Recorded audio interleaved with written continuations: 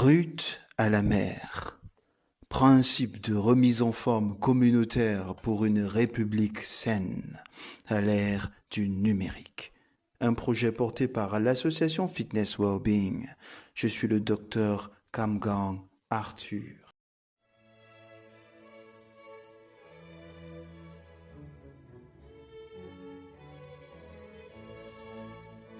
Chronique 47. Jacob, the mother's kid. Alors un homme lutta avec lui jusqu'à l'aube. Il lui porta un coup à l'articulation de la hanche, qui se démit et lui dit « Laisse-moi aller car l'aurore se lève. » Jacob répondit « Je ne te laisserai point aller, que tu ne m'aies béni. » Désormais, reprit l'autre, tu ne t'appelleras plus Jacob, mais Israël, car tu as lutté avec Dieu et des hommes, et tu as vaincu Jacob. Il nomma ce lieu Péniel, ce qui veut dire face à Dieu. Car j'ai vu Dieu face à face, et j'ai eu la vie sauve, tiré de Genèse, chapitre 32. L'analyse de l'histoire de Jacob pourrait avoir une certaine pertinence dans le processus de réconciliation avec le Père, applicable dans la cité. Le Père lui-même voudrait ressortir une nation puissante, du moins sur un plan sanitaire. Il sait qu'il lui faudra pour cette nation naissante un père et une mère.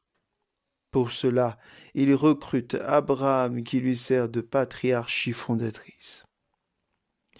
Isaac, son fils unique, fut le tout premier fruit issu de ce gouvernement. Le mariage d'Isaac a été un événement divinement prévu pour le grandissement de la grande lignée royale. C'est à l'issue de cela que Ésaü et Jacob, les enfants jumeaux d'Isaac, ont vu le jour. Ce mode de gouvernance patriarcale pouvait continuer pour toujours, mais cela ne semblait pas faire partie du plan divin. Son temps était venu pour un crossing-over de gouvernance en faveur d'une gestion maternelle du royaume. Pour cela, il lui a fallu 2 frères jumeaux, une mère révoltée, et ce que nous pouvons appeler une ruse divine, pour l'implémentation de l'influence maternelle. Ésaü, le gars musclé du dehors, représente la force physique masculine conventionnelle. Jacob représente tout ce que Ésaü n'est pas, c'est-à-dire fin, frileux, visiblement vulnérable, casanier, plus souvent sous-estimé, ce qui a été en fin de compte sa force. En principe, quand on n'est pas très imposant physiquement, on développe des stratégies subtiles de survie telles que le pouvoir de la parole, du silence, des écrits, du droit, des traditions et des engagements. Nous comprenons mieux pourquoi son mode de conquête n'est jamais frontal. Jacob est le symbole de la force, de l'expérience, de la faiblesse et de la soumission.